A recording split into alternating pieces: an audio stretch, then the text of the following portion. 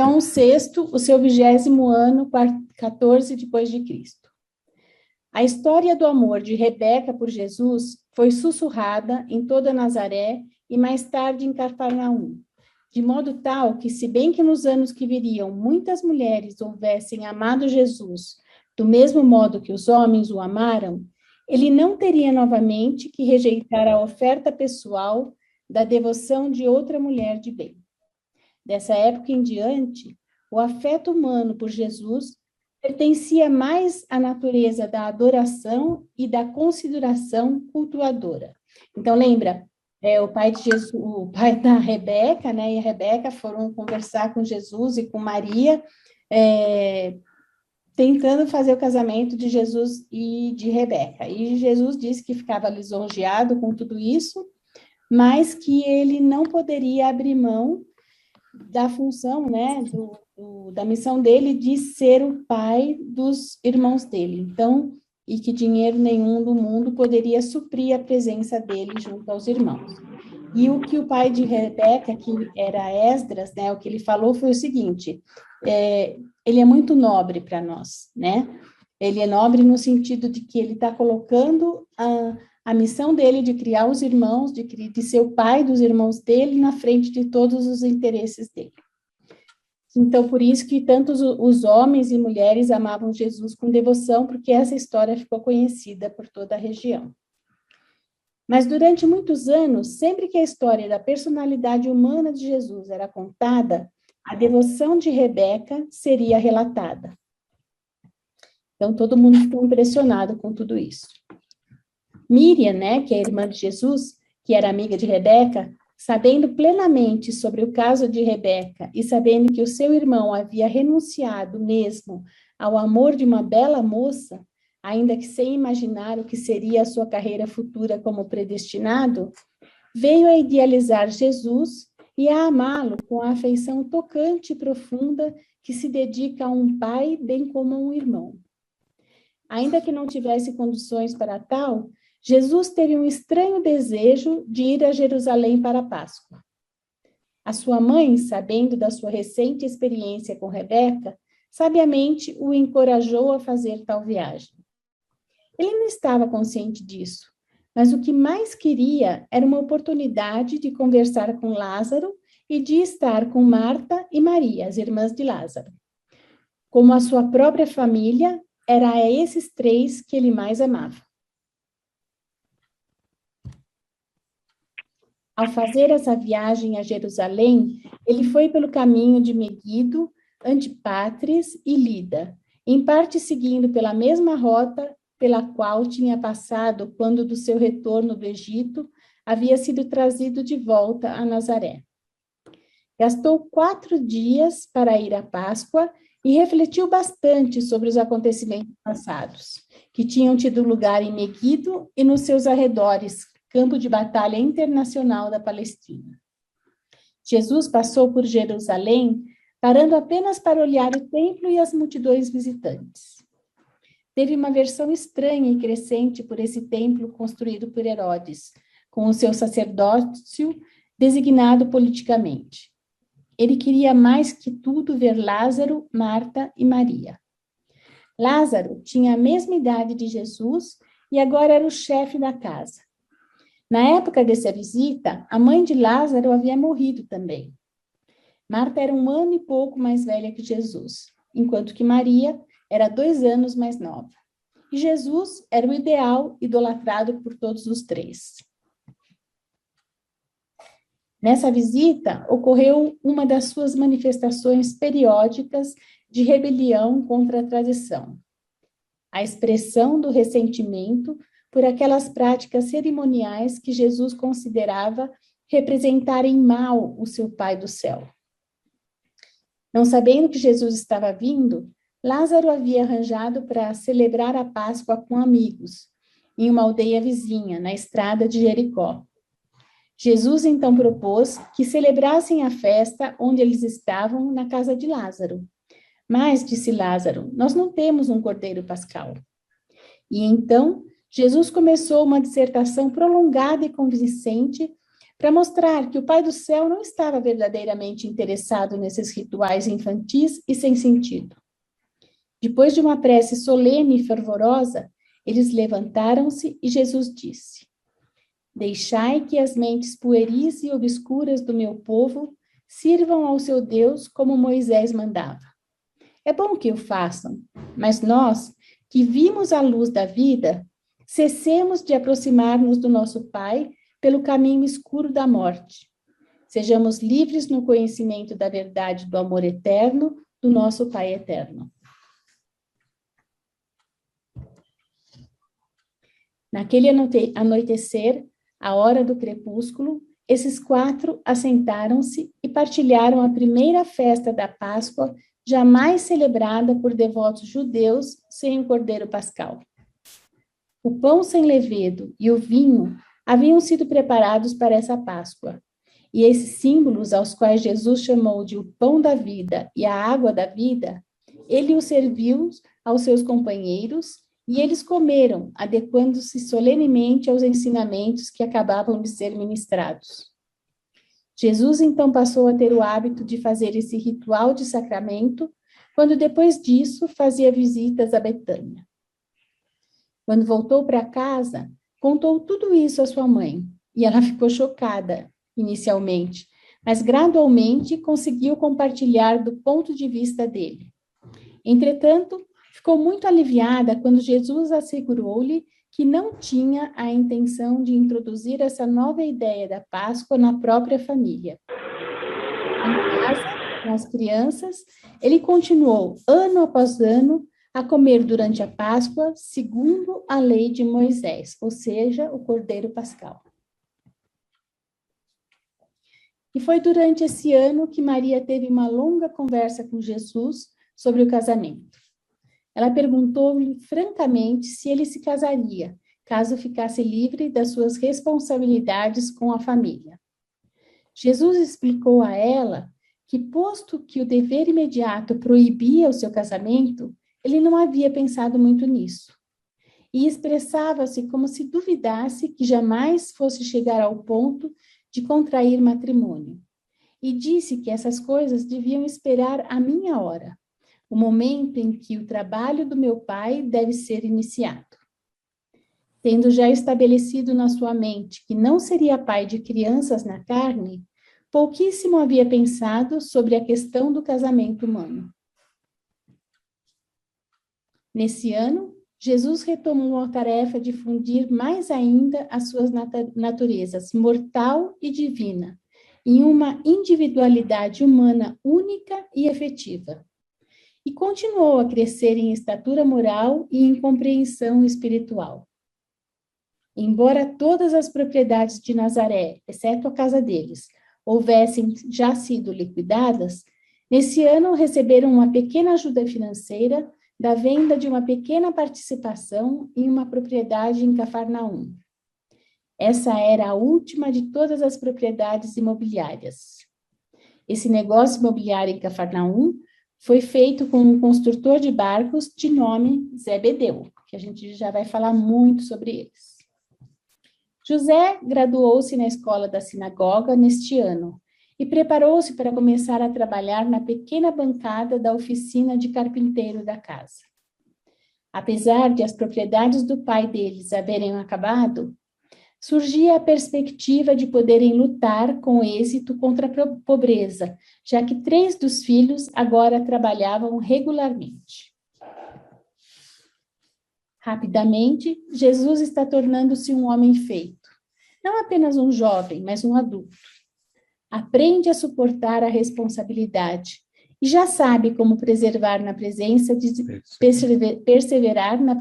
de decepções. Comporta-se bravamente quando seus planos são contrariados e os propósitos temporariamente derrotados. Aprende como ser equânime e justo, mesmo diante da injustiça. Está aprendendo como ajustar os seus ideais da vida espiritual às demandas práticas da existência terrena. Aprende como planejar a realização de uma meta mais elevada e distante, de idealismo, enquanto labuta honestamente para a realização de um fim de alcance mais imediato por necessidade. Com desenvoltura, avança na arte de ajustar as suas aspirações às demandas banais da condição humana. Já conquistara praticamente a mestria da técnica de utilizar a energia do impulso espiritual para fazer girar o mecanismo da realização material. Está aprendendo, devagar, como viver a vida celeste enquanto continua na sua existência terrena. Mais e mais, Jesus acolhe o direcionamento último do seu Pai Celeste, enquanto assume o papel paterno de guiar e direcionar as crianças da sua família terrena. Está tornando-se experiente em arrancar a vitória do âmago da própria mandíbula da derrota. E está aprendendo como transformar as dificuldades do tempo nos triunfos da eternidade. E assim, com o passar dos anos, esse jovem de Nazaré continua experienciando a vida como é vivida na carne mortal, nos mundos do tempo e do espaço.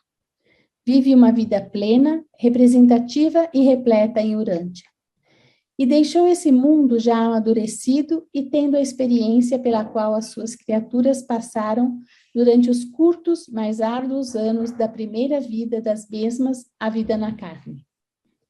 E toda essa experiência humana é uma posse eterna do soberano do universo. Ele é o nosso irmão compreensivo, o amigo compassivo, o soberano e experiente e o Pai misericordioso. Enquanto criança, acumulara um vasto corpo de conhecimentos. Enquanto jovem, ele ordenou, classificou e correlacionou essas informações. E agora, como homem desse reino, começa a organizar essas posições mentais preparatórias que são para utilizá-las nos seus ensinamentos posteriores, na ministração e no serviço em prol dos seus irmãos mortais deste mundo e de todas as outras esferas habitadas de todo o universo de Nébadon. Nascido no mundo como um bebê do reino, Jesus viveu a sua infância e passou pelos estágios sucessivos da adolescência e da juventude. E agora se encontra no umbral da plena idade madura, enriquecido com a experiência de uma vida de homem, repleta de entendimento da natureza humana e plena de compaixão pelas fragilidades dessa natureza. Ele está transformando-se em um especialista na arte divina de revelar o seu Pai do paraíso a todas as idades e estágios das criaturas mortais. E pois, agora, como um homem plenamente desenvolvido, um adulto desse reino, ele prepara-se para continuar a sua missão suprema de revelar Deus aos homens e conduzir os homens até Deus. Obrigada. Vamos falar um pouquinho sobre isso? Vamos. Então, esse documento, né, que é bastante interessante, mostra muito da vida de Jesus já no início da sua fase adulta e mostra a segunda experiência de Jesus na sua retidão. O que foi? Acho melhor você usar o microfone. Por quê? É por causa do barulho externo. Não, mas também pega. Então, nós temos aí essa história de Jesus não rejeitando a Rebeca, mas ele, acho que no interior dele tinha consciência de que a Rebeca não seria parte do futuro planejado por ele para a revelação do seu pai, né? Então, a primeira experiência foi aquela experiência com os zelotes, que ele não se deixou levar pelo entusiasmo de abraçar a ideia de ser um líder revolucionário dos zelotes, e isso lhe custou muito caro, porque lhe custou o preço de ser considerado um covarde junto a comunidade de Nazaré por muitos dos seus seguidores. E ainda, né, nós temos aqui, nesse caso aqui, a situação em que ele se recusa a casar com Rebeca. Em ambos os casos, ele tinha a solução financeira para os problemas da família, que já estavam severamente afligidos por essa questão, né? Então,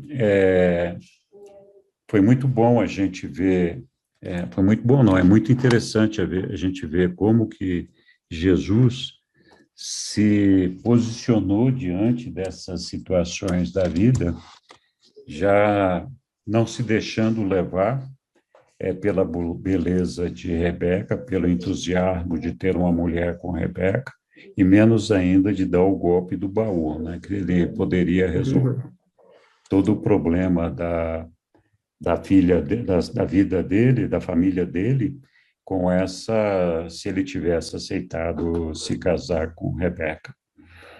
Então, essa retidão de Jesus de não se deixar levar por essas experiências materialistas mostra como ele tinha uma fé importante, forte o suficiente para mantê-lo dentro de um plano de vida que ele estava desenhando para ele mesmo e de saber que o importante era ele assegurar essa independência e essa retidão de não se vincular a ninguém, de não se deixar vender por nenhuma ideia, ainda que fossem ideias que talvez não fossem desprezíveis, mas poderiam fazer com que ele mudasse o destino dele aqui entre a gente.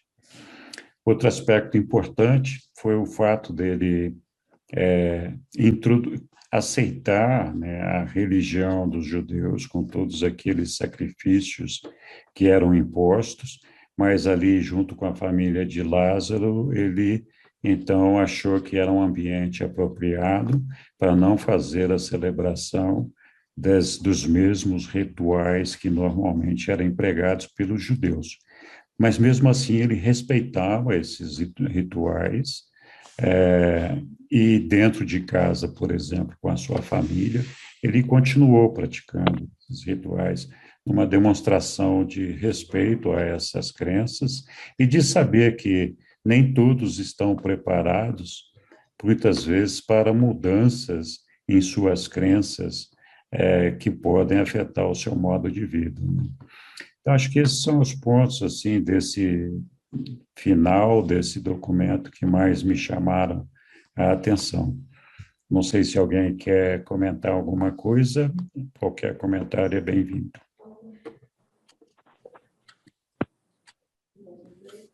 Mas façam fila, por favor. Façam fila. É. Então, tô na fila. Então, vai. Então, aquela história dessa nova maneira de celebrar a Páscoa sem o cordeiro, né? E ele fez na última ceia também, não teve carne. Será que foi uma indicação de não comer carne?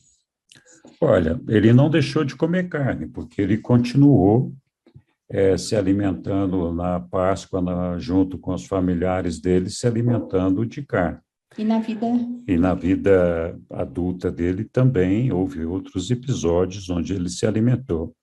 Na verdade, o simbolismo por trás dessa decisão de Jesus, a meu ver, não tinha nada a ver com a questão de ser carnívoro ou não, de ser vegetariano ou não, de ser vegano ou não, mas sim de recusar um ritual de sacrifício de animais para agradar a Deus. Ou seja, você se alimentar de carne não seria um problema, mas você fazer um banho de sangue só para dizer que você está agradando a Deus, que era o ritual dos judeus, isso não fazia sentido na cabeça de Jesus. O pai dele, na concepção dele, não poderia ficar feliz com o derramamento do sangue a troco de nada, se fosse só para uma oferta para o pai, a de troco jeito de... nenhum, na verdade. Então, muita gente pode interpretar de uma forma ou de outra, mas Jesus, na Não, tem os verdade, peixes também, né, Henrique? ele se alimentava de peixes, Quando ele fez o milagre dos peixes, ele fez a banho, multiplicação dos peixes, tinha etc. peixe lá, né? É, então eu acho que assim, foi na minha opinião ali, foi mais uma atitude com relação a um ritual errado. Assim como, por exemplo, o nosso pai certamente não ficaria feliz de nos ver subir uma escadaria de joelhos só porque nós queremos cumprir uma promessa que foi feita. Tudo bem, pode ser um ato de fé, uma demonstração de fé, mas que pai quer ver um filho sofrer, não é? Existem muitas maneiras da gente mostrar o nosso agradecimento a Deus, de nós mostrarmos a lealdade e o nosso amor por Ele. Os ensinamentos do livro de Urântia nos contam que nada do que nós fazemos pode surpreender ou motivar qualquer reação do nosso Pai. A única coisa que realmente Ele espera de nós é que nós façamos a vontade dEle. Então, eu acho que todas essas outras coisas relacionadas a política, sociologia, alimentação, tudo isso daí, sempre esteve fora do escopo do trabalho de Jesus, né? Ele já tinha preocupações demais e muita coisa para fazer para levar a espiritualidade até o homem, até os irmãos, até os filhos desse nosso Criador. Então, essas preocupações já eram grandes demais. A gente não pode esquecer também, não que Jesus fosse um adepto de comer carne ou de qualquer outra coisa, mas a verdade é que Jesus, quando esteve entre nós, ele não tinha uma motivação para mudar o curso do nosso desenvolvimento, o curso da nossa civilização. Então, não era uma questão dele ser favorável ou não. Ele tinha um propósito de elevar a nossa espiritualidade, mas ele nunca quis interferir de nenhuma maneira no nosso desenvolvimento progressivo, na nossa evolução. Essa é uma coisa que essa evolução, essa experiência, é justamente o propósito do plano do Pai. Ele, de maneira nenhuma, interferiria nesse processo evolutivo, trazendo outras ideias e outros propósitos que pudessem fazer com que a gente tomasse um atalho nesse processo evolutivo.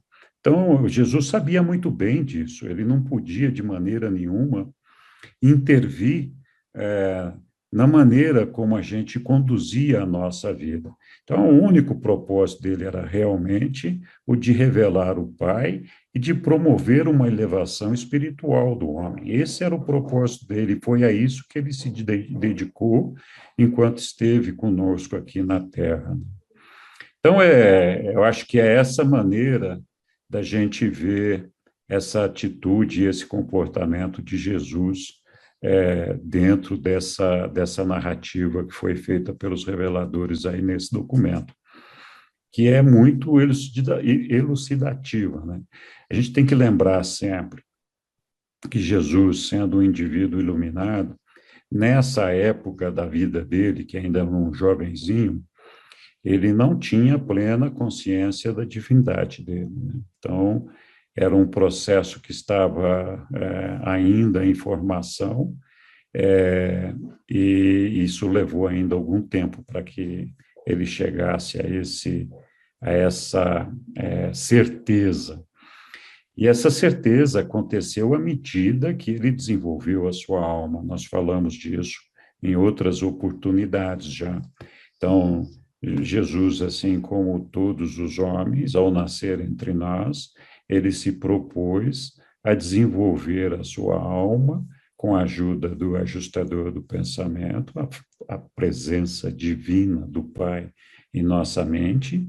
Então, durante o início da sua vida terrena, ele não tinha deixado de ser Deus, ele continuava sendo Deus. Ele só não tinha essa consciência naquele momento, essa consciência se despertou depois. Então, ele não evoluiu para se transformar em Deus e nem evoluiu para se transformar em homem. Jesus sempre foi Deus e homem enquanto esteve conosco. E foi homem e Deus enquanto esteve conosco. Esse processo dessa conscientização dele foi ganhando corpo à medida que ele foi desenvolvendo a sua alma como qualquer ser humano normal faz, né?